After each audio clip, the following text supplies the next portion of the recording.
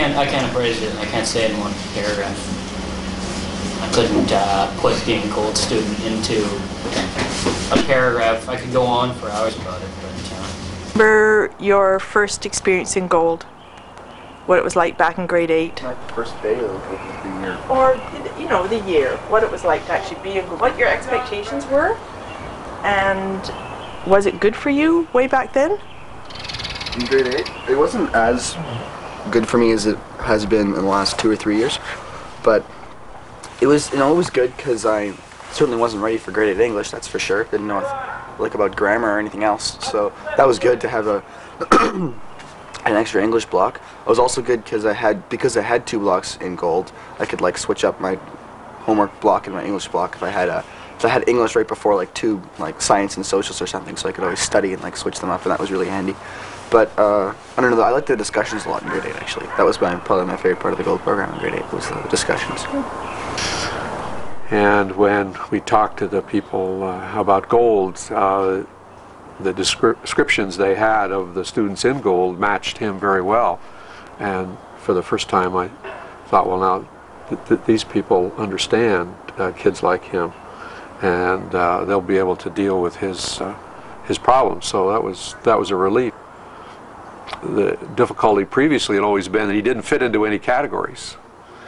Everybody was trying to put him into a box, and he wasn't. He didn't fit into the boxes they had. So, in a sense, when he got to gold, he finally found his box. You know, the circumstances. The brightness fosters ambition to do well in school, but doing well in school is something that your body and your learning system seemed to be set up so that he could not succeed.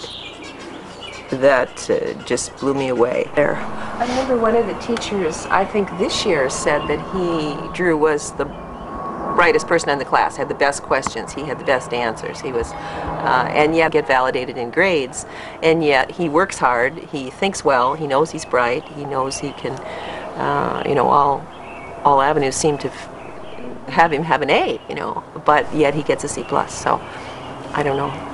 That's part of the dilemma. Yesterday you told me that you made the decision to not finish 12th Night. You started reading it. It's incredibly difficult for you. You don't like the way it's being taught. You wish it was being acted. Well, each term is only worth 20%, and 12th Night is going to be about half to 2/3 of our mark. So let's say it's half the mark. That's 10% of my year, probably more like 8, with participation and everything else that we're going to have in the term, probably about 8% of my year. So if I get a 0 on that, or like, you know, 1 out of 8, it's only 7% for the whole year I'm losing, and I won't fail. So it's no big deal. I just don't have to do it. I don't understand that. I've allowed you to make that decision because I think you're at a point in your life when, you know, you should be making your own decisions, and most of your decisions I'm quite delighted with. You're a really good guy. So there are consequences to that decision, and you're making that decision. But I personally, I don't agree with it, and I don't agree with it, and I don't understand it. It seems like you're shooting yourself in the foot. You know, you will never understand how hard this is for me to do. You will never, that's something that you have to accept that you can't understand and adjust to that, because you will never understand how hard it is for me to do research. You'll never understand how hard it is for me to do reading. See, the way I figure it is that I can't do my history essay and do 12th Night. It'd be too hard. I couldn't do it. I know I couldn't. So I'll bag 12th Night and do my history essay, because that's more interesting. I have a hard time with you deciding not to do it. So I have to look around for other opportunities for you to be successful. And it will take me a couple of days to pass those opportunities by you.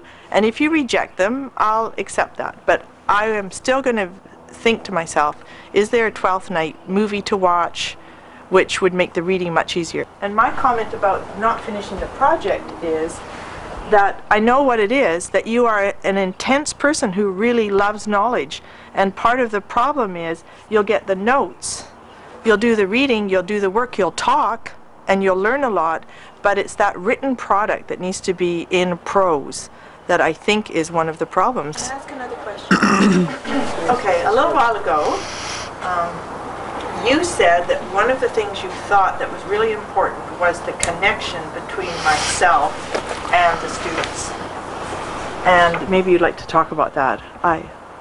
so that the other people who are working with students who are gifted and learning disabled might understand how important that trust connection is. I think it'd probably be best to hear from Drew, but I mean, you would probably have more to say than I would, or from a different perspective. I was really impressed with the level of respect that was shown.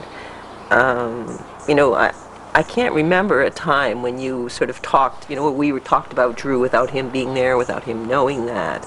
It was always very open and honest, and I think Drew realized that. And I remember in 8th grade, you actually complaining that Miss Bees would talk with me and not tell you about it, and tell things to me, but not to you. And if I told her something, she wouldn't necessarily tell you, and you being like, well, I have to know these things to mother. I remember thinking, call Miss Bees, call Miss Bees! Because that was always the way we were. And always very non-judgmental in terms of if you forgot something, you know, you could get it again without being told you were lectured at, or, you know, whatever. So I think that's very important. Because of his stress level and what he perceived as stress, his IEP was that I would keep track of his homework with him, I would keep track of how well he was doing, and I would report it to you. You could phone me every couple of weeks, so that you and he didn't have to engage in how are you doing at school. So that there would be this situation at home where school was not something that added to the tension, so that you could communicate with me. And Drew's not the only person I've had that kind of IEP with. I've actually had that arrangement with quite a few parents, where they can change the environment at home, so it doesn't always have this dynamic of, oh my gosh, there's that terrible stress around school.